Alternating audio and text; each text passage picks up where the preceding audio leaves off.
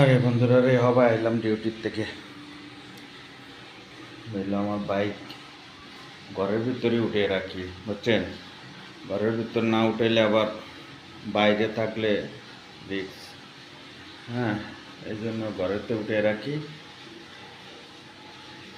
গরিবখানা, গরিবখানার ভিতরে ব্যাচেলার বাসার আর কি অবস্থা হইব দেখি।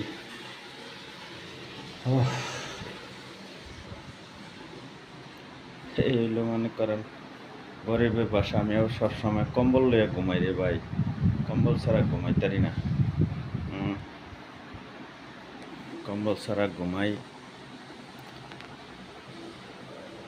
কম্বল ছাড়া ঘুমাই। গরিব খানা, টিভি লাগিয়ে রাখছি কিন্তু ডিশ নাই, গরিব এই জন্য।